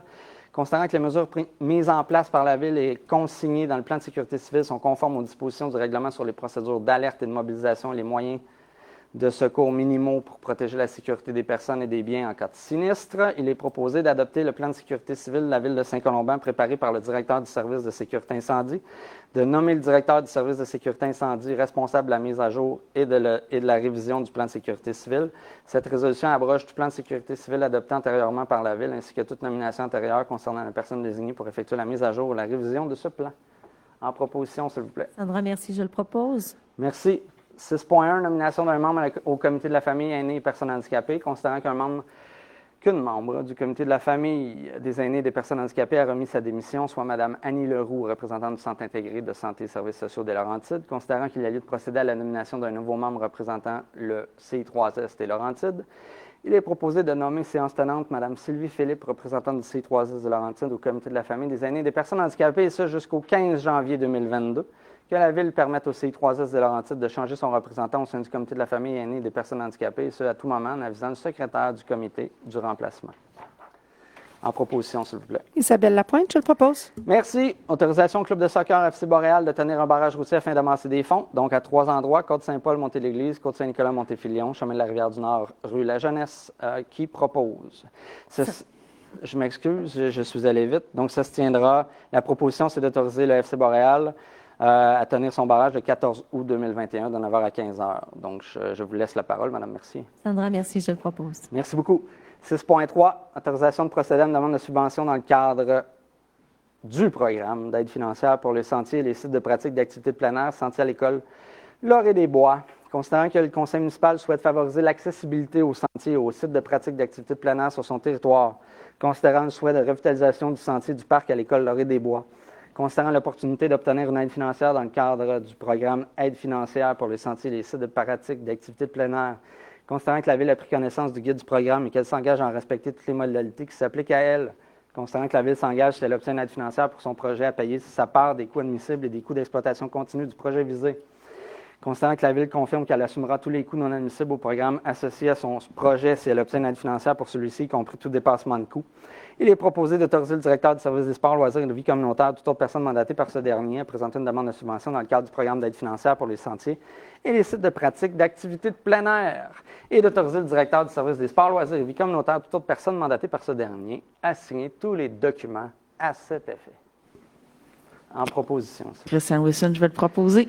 Merci. 6.4, autorisation de signature d'une entente concernant l'accès et l'utilisation du terrain du club de golf Capri pour la pratique d'activités hivernales et pour la tenue d'événements hivernaux. Considérant que la Ville désire conclure une entente concernant l'accès et l'utilisation du terrain du club de golf Capri pour la pratique d'activités hivernales et pour la tenue d'événements hivernaux. Considérant que la Ville souhaite ouvrir et entretenir des pistes de ski de fond, de raquettes, de fat bike et de marche pour ses citoyens. Considérant que la Ville souhaite également permettre l'activité de glissade sur neige pour ses citoyens et d'utiliser le terrain pour y tenir des événements hivernaux. Considérant que le terrain du club de golf Capri est idéal pour la pratique de ces activités hivernales, considérant qu'une entente est nécessaire entre la Ville et le propriétaire, il est proposé d'autoriser le maire ou en son absence le maire suppléant et la directrice générale ou le greffier à signer la dite entente. Donc, cette entente-là est d'une durée, ça va durer jusqu'au 30 avril 2023. Donc, c'est signé 1 an, mais renouvelable jusqu'à cette date. Donc, il s'agit de faire un minimum de 8 km de sentier avec les différentes activités précédemment nommées. Et bien sûr, je pense que la grande nouveauté, c'est la possibilité d'y effectuer la glissade. On a travaillé conjointement avec M. Patrice Arbic à cet effet-là. On a eu une très belle entente et le service des communications a poussé très fort pour exposer la photo derrière moi. Donc, comme vous voyez, ça nous fait bien plaisir à toutes les parties de signer cette entente-là. Je pense que ça a été un succès l'an dernier et c'est un plaisir pour nous de la faire perdurer minimalement jusqu'en 2023. En proposition, s'il vous plaît. Isabelle Lapointe. Oh. Je me suis tellement donnée pour la photo, Sandra, je pense que je vais le proposer. C'est tellement trippant de pouvoir faire revivre les glissades Capri aux enfants. Ceux qui ne sont jamais allés, c'est vraiment des belles petites, assez popées glissades. Quand on est tout petit, hein, pour descendre en trip, c'est vraiment un bel endroit. Donc, merci beaucoup à M. Arbic de nous avoir permis ça. Alors, Isabelle Lapointe, je le propose. Merci beaucoup. Une belle nouvelle. 6.5, octroi de contrat service professionnel pour la préparation de plans de vie et surveillance de travaux pour effectuer des correctifs au système de climatisation, chauffage du centre récréatif et communautaire. Considérant que la Ville désire obtenir des services professionnels pour la préparation de plans de vie et surveillance des travaux pour effectuer des correctifs au système de climatisation, chauffage du centre récréatif et communautaire. Considérant que le directeur du service des sports, loisirs et vie communautaire effectue une recherche de prix auprès des entreprises suivantes. Carbonique, Mécanique, Électricité, Société en nom collectif, DWB Consultant, MLC Associés Incorporés, Duprat-Ledoux Incorporé, considérant que le résultat de la recherche de prix est le suivant. Carbonique, Mécanique, Électricité, Société en nom collectif, 35 045 $. MLC Associés Incorporés, 24 900 $. Considérant la recommandation du directeur du service des sports, des loisirs et de la vie communautaire, il est proposé d'octroyer le contrat relatif à l'entreprise MLC Associés Incorporés au coût de 24 900 $, excluant les taxes applicables, et ce, conformément à leur offre de prix datée du 25 mai 2021, d'imputer cette dépense aux activités d'investissement au code budgétaire 22-700-00-722, projet 2021-17. En proposition, s'il vous plaît. Sandra, merci, je le propose. Merci. Ça fera probablement la joie de plusieurs personnes qui ont dû tolérer une canicule avec aucune climatisation et étant en plein soleil durant les 2 derniers jours. On a notre directeur des loisirs qui a même attrapé un coup de soleil à travers sa fenêtre. Pauvre garçon. 7.1, création d'un comité de communauté nourricière. Considérant que la Ville souhaite élaborer un plan de développement d'une communauté nourricière, considérant que celui-ci permettra la réalisation de projets favorisant l'accès à des aliments sains pour ses citoyens ainsi que le développement d'une offre alimentaire locale qui tend vers un modèle plus durable, considérant que la participation citoyenne est un des principes de base du développement durable, considérant que la Ville souhaite ainsi bénéficier de l'expertise de ses citoyennes et citoyens en matière de développement durable, il est proposé de créer un comité de communauté nourricière constitué des membres suivants: un membre du conseil municipal, la directrice du service de la bibliothèque, un représentant du service des sports, loisirs et vie communautaire, un représentant du service d'aménagement, environnement et urbanisme, 1 à 4 personnes ressources externes et 1 à 3 citoyens. Je tiens à rappeler que cette communauté nourricière-là est rendue possible grâce à l'octroi d'une subvention du ministère de l'Alimentation, de l'Agriculture, des Parcs et de l'Alimentation Donc, on a été sélectionnés, je crois que nous sommes une parmi 9 villes au Québec, dont la municipalité de Sainte-Camille. Donc, il y a plusieurs villes différentes qui se sont vues accompagner. C'est super intéressant. Puis de voir que le ministère est allé dans divers milieux pour établir cette communauté-là, ça va être super intéressant comme projet. En proposition, s'il vous plaît. Sandra Mercier, je le propose avec fierté. 7.2, octroi de contrat, mandat d'accompagnement dans le cadre du projet de ville nourricière. Donc, on a une subvention. Maintenant, il faut aller chercher un soutien. Donc, ce contrat est subventionné à 100%. Considérant que la ville souhaite promouvoir l'autonomie alimentaire sur son territoire, considérant que la ville désire être accompagnée dans le cadre de son projet de ville nourricière, considérant que cette dépense n'est pas prévue au budget 2021 ni au programme triennal d'immobilisation 2021, 2022, 2023, considérant qu'un seul fournisseur peut répondre aux besoins de la ville dans le cadre du projet, considérant l'article 24.2, paragraphe F du règlement 1005-2020 permet à la ville de procéder à l'octroi d'un contrat de gré à gré lorsque les conditions du marché l'exigent, considérant l'offre de prix du Carrefour bioalimentaire des Laurentides au montant de 10 000 excluant les taxes applicables, considérant que la ville a bénéficié d'une subvention de 20 750 qui couvre l'ensemble des coûts du dit projet, considérant la recommandation de la directrice de la bibliothèque, il est proposé d'octroyer le contrat à l'entreprise Carrefour bioalimentaire des Laurentides au coût de 10 000 excluant les taxes applicables, et ça conformément à leur offre de prix datée du 4 juin 2021, et d'imputer cette dépense aux activités de fonctionnement au code budgétaire 02 701 50 447. En proposition, s'il vous plaît. Sandra Mercier, je le propose. Merci. Ça nous amène à la période d'intervention, donc vous pouvez enlever ou appliquer vos affichets et passer à la période de questions. Donc, Mme Saint-Pierre-Desjardins sera encore une fois ce soir votre voix. Je tiens à souligner que si tout va bien, dès lundi, la région des Laurentides passera en zone jaune, ce qui permettra le retour du déchaîné public aux assemblées municipales. Donc, ça va nous faire du bien de voir des visages autres que le soutien technique et la direction générale, bien qu'ils sont agréables. La diversité est toujours bienvenue dans une société. Donc, Mme Saint-Pierre-Desjardins, à vous la parole. Donc, je répète toujours la procédure. Il faut se nommer, identifier la rue sur laquelle vous habitez et vous posez votre question et nous tâchons de répondre au meilleur de nos connaissances. Et dans l'éventualité où nous ne sommes pas capables, nous nous engageons à aller chercher les réponses dans les jours qui suivent et je m'engage à faire un suivi le mois suivant. Bonsoir. La première question vient de Mme Carole Chouinard-Tremblay de la rue John Ryan qui demande « Étant donné la problématique de pénurie d'eau, est-ce que notre permis d'arrosage pour nouvelle pelouse sera prolongé? » En passant, elle aimerait aussi savoir dans quel district elle se trouve sur la rue John Ryan. Actuellement, vous êtes dans le district 3, Mme Chouinard. C'est Chouinard-Tremblay? Chouinard-Tremblay. Je vous référerai vraiment directement, malheureusement, au service d'urbanisme et d'environnement pour en savoir plus sur votre permis d'arrosage. Je pense qu'avec le suivi de la consommation, il y a des décisions qui vont se prendre au jour le jour. Il faut savoir que les gens qui vivent sur un réseau d'aqueduc actuellement, là, ce qu'on sait, c'est que le rythme de consommation va plus vite que le rythme de pompage, incluant la consommation qui touche les réserves. Donc, il faut faire très attention à la consommation d'eau. Ce n'est pas seulement à Saint-Colomban, c'est dans toutes les villes. Moi, j'étais à Sainte-Thérèse ce matin, là, Blainville, Sainte-Thérèse, Mirabel, on est toutes ces villes-là. Saint-Jérôme, que M. Laurent Taillefer me parlait aujourd'hui. Donc, toutes les villes sont un peu en état d'alerte, là, compte tenu de la quantité d'eau disponible. Donc, il faut faire très, très attention à son consommation et se limiter aux besoins de la maison.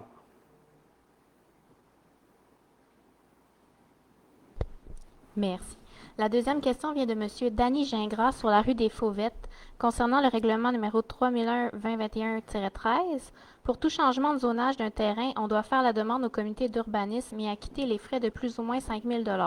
Le propriétaire a-t-il fait la demande officielle? Quelles sont ses explications pour demander un changement de zonage partiel sur son lot? Et a-t-il acquitté les frais reliés à cette demande? Non, ça a été une initiative de la Ville de Saint-Colomban. Je pense que ça a été dit dès le départ.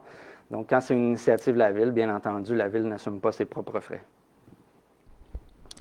La prochaine question de Maxime Beauchamp, 9e avenue 9e avenue Lac-Capri, pardon.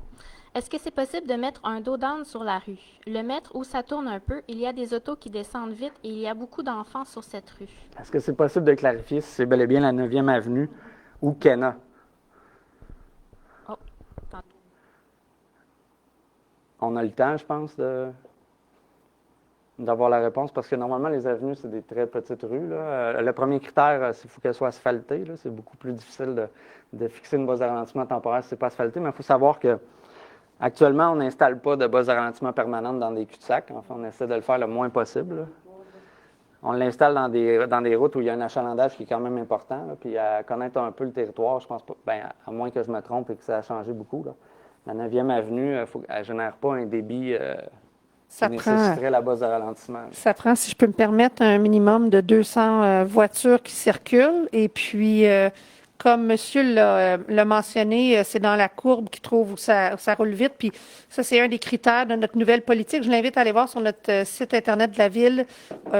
S'il fait dans l'onglet de recherche politique, il y a une politique sur les dos down. Et c'est bien expliqué tous les critères qui doivent être respectés avant d'avoir un dos down permanent. Et c'est pas possible de les installer dans une courbe, dans une pente qui est plus que 4 de degrés de pente. Il y a le débit du trafic aussi qui doit être tenu en compte. Donc, si monsieur va voir au niveau de notre politique, je pense qu'il va avoir réponse à ces questions. Mais ceci dit, il y a d'autres moyens qu'on peut mettre en application, là. Je pense, Mme Lapointe, c'est dans votre district, là, vous avez noté la rue. Puis on pourrait évaluer là, si la pose d'un bollard ou si un meilleur affichage pourrait être effectué. Exactement. Le bollard peut être quelque chose de possible, le bollard en plein centre de la rue, puis même des fois de chaque côté. Donc, ça crée vraiment un entonnoir qui fait que les gens ont besoin de ralentir. J'invite monsieur à communiquer avec moi à mon adresse courriel qui est disponible sur le site de la Ville. Merci beaucoup. Merci. Nous avons ensuite monsieur Mathieu Auger, rue Adama, qui a 3 questions. La première, les dos down amovibles sur émeraude ne pourraient pas être permanentes en asphalte?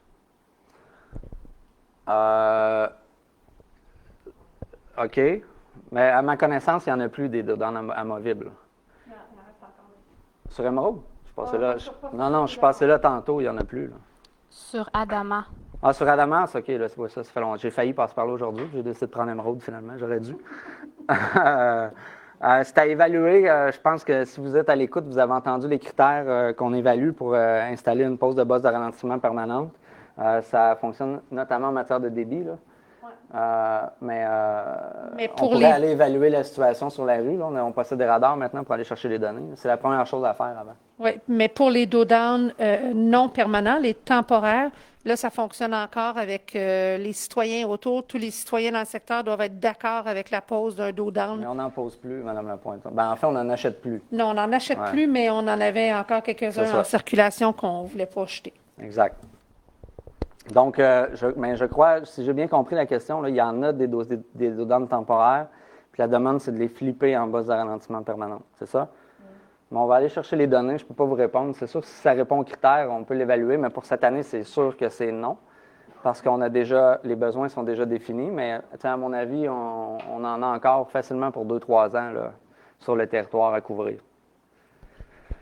La deuxième question est, le lac Adamas est-il vraiment régi seulement par un comité où la Ville a un certain pouvoir dessus ou du gouvernement? Non.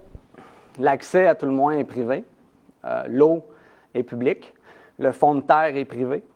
Donc, si la Ville n'a pas à avoir d'accès sur le terrain du lac, normalement, ça a toujours été régi par un comité de résidents. Je ne sais pas, Maître Parent, si vous voulez ajouter quelque chose, mais moi, je connais ce dossier-là depuis très, très, très longtemps. Ça a toujours été pris en charge par les citoyens. Là. La Ville peut soutenir, peut aider, mais on n'a pas un rôle légal, je pense, d'intervention, à moins qu'il y ait des sources de pollution. Monsieur Auger précise que c'est sur la rue Rita. Désolé. Le dos down. Mais je crois qu'il va en avoir. Je crois qu'il y en a au moins un. Mais la rue Rita, si je me rappelle bien, on avait le défi de ne pas installer une base de ralentissement qui tombe dans l'entrée des résidents, là, parce qu'ils sont beaucoup en quinconce, là, mais je pense qu'il y en a un. Entre le 432 et le 430, en face 112 rue Lallier. Non, c'est pas vrai. Non. Entre le 432 et le 430 rue Victor. Donc, c'est ce qui s'en vient. Donc, je pense que ça répond à la question de M. Auger. La dernière question de M. Auger est pour le terrain de baseball que vous parlez, entre parenthèses, excellente nouvelle, allez-vous seulement le louer ou organiser une ligue avec elle? Avec la ville, excusez-moi. On commence par le construire et après, tout est possible. Le souhait, en fait, c'est que les citoyens, là, la ville de Saint-Colomban, puissent voir s'organiser une association de baseball à Saint-Colomban. Je fais partie, je joue encore. Donc, normalement, des ligues d'adultes, c'est des ligues privées là, qui sont organisées par des citoyens. Est-ce que la ville peut générer une ligue? Ce sera à voir une fois que la construction, mais il n'y a rien qui est... Il n'y a rien qui est mis de côté à l'heure où on se parle. La prochaine question de Caroline Legault, rue La-Rivière. Est-ce que la Ville prend en considération la possibilité, en collaboration avec le CSRDN, d'utiliser l'espace de l'ancien champ d'épuration de l'école Laurier-des-Bois pour des infrastructures avantageant l'école et la Ville? C'est la première fois que j'entends ça. Je ne sais pas si on a... C'est une bonne question, Madame Legault. Ben, à mon souvenir, on en avait parlé, on avait discuté, mais on n'était pas venu à une conclusion encore, attendant voir qu'est-ce que le centre de service scolaire voulait ou pouvait faire avec ce coin-là. En ce moment, il est très utilisé par les élèves. Là, ils s'en servent pour courir et en ce moment, en bulle classe, ça l'aide beaucoup pour pouvoir retenir les élèves. Mais certain que c'est une bonne question à se poser et à voir qu'est-ce qu'on pourrait faire. Mais à la base, le terrain appartient au centre de service scolaire. Donc, il faudrait à tout le moins un joint, un projet conjoint. Mais pour connaître un peu la complexité de développer des projets sur les terrains du centre de service scolaire, c'est souvent préférable de travailler sur nos propres terrains. On a plusieurs exemples. Hein. Il y a eu la Volière, on a eu l'école Le Triolet. Donc, l'école de Triolet, on a pu faire les choses rapidement parce qu'on les a fait chez nous. S'il avait fallu attendre après le centre de service scolaire, l'école des Bertis serait arrivée. Nous avons aussi la piste des Bertis derrière Laurier-des-Bois qu'on a fait. Qui est chez nous aussi, oui. Mais il aurait fallu probablement attendre les autorisations en 2030. C'est ça. Fait qu'on aimerait, mais il faut, ça prend un projet, 2, ça prend la collaboration du centre de service scolaire. La prochaine question d'Evelyne Millard sur le chemin de la Rivière-du-Nord.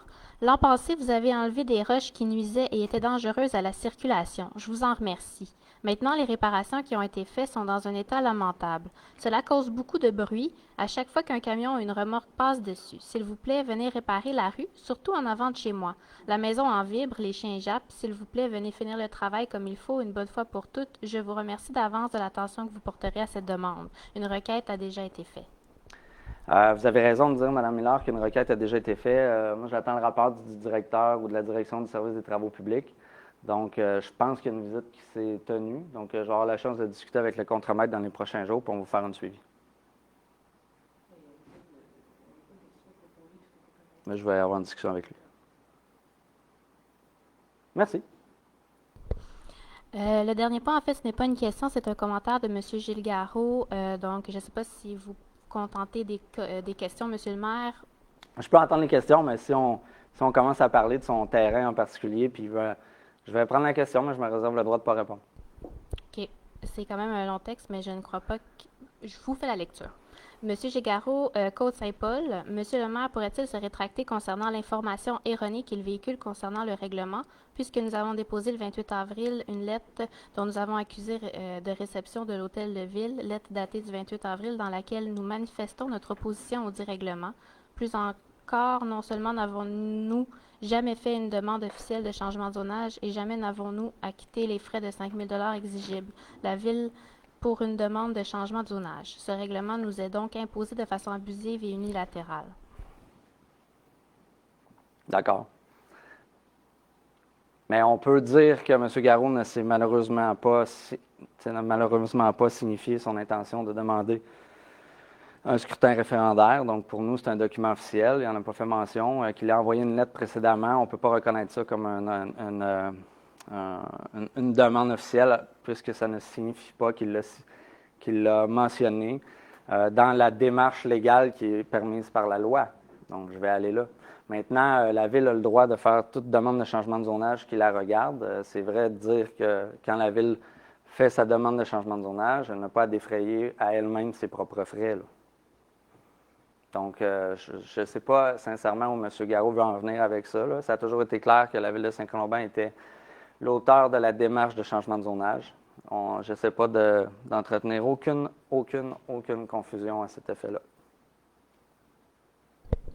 La dernière question de M. Jonathan Touchette concerne encore les dos d'âne, donc je crois que vous avez assez expliqué le processus, donc la question a déjà été répondue. Ah, merci. Ça fait donc le tour des questions pour Facebook pour ce soir. Merci beaucoup, Mme Saint-Pierre-Desjardins. Donc, à vous, à la maison, merci d'avoir été à l'écoute. On se revoit en juillet. Je vous souhaite une belle fin des classes pour les parents qui nous écoutent et pour les élèves aussi. Je vous souhaite la fin de cette interminable aventure qui est la pandémie. Heureusement, nous avons été libérés pour les enfants des masques. C'était bienveillant de le faire pendant la pandémie, pendant la canicule. Heureusement, il y avait les données aussi qui permettaient de le faire.